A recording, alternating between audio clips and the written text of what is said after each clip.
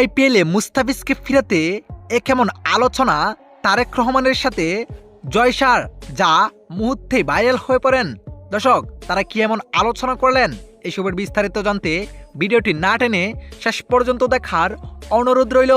দর্শক, মুস্তাফিজকে ফিরানোর জন্য তারেক রহমানের কাছে রীতিমতো হাত জোর করলেন জয়সা, যে ভিডিওটি এখন সামাজিক যোগাযোগ মাধ্যমে ভাইরাল।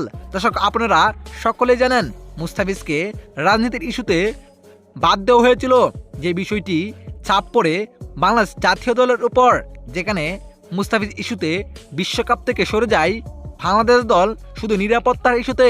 দর্শক, এদিকে মুস্তাফিজকে দলে ফিরাতে তারেক রহমানের সাথে রীতিমতোই আলোচনা করলেন জয়সা, যেখানে জয়সা বলেন, তারেক রহমান ভাই, আমাদের ভুল হয়েছে, এটা আমরা এখন বুঝতে পেরেছি।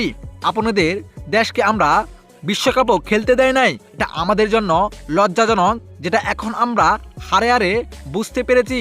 তবে আপনারা বিশ্বকাপে খেলার জন্য যে অর্থ পেতেন, আমরা সেই অর্থ আপনাদেরকে দিয়ে দিব।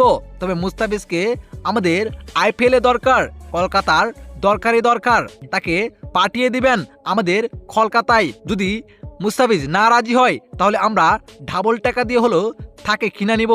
উত্তরে তারেক রহমান বললেন, টাকা দিয়ে সব কিছু কিনা যায় না, আপনারা অনেক বড় ভুল করে ফেলেছেন।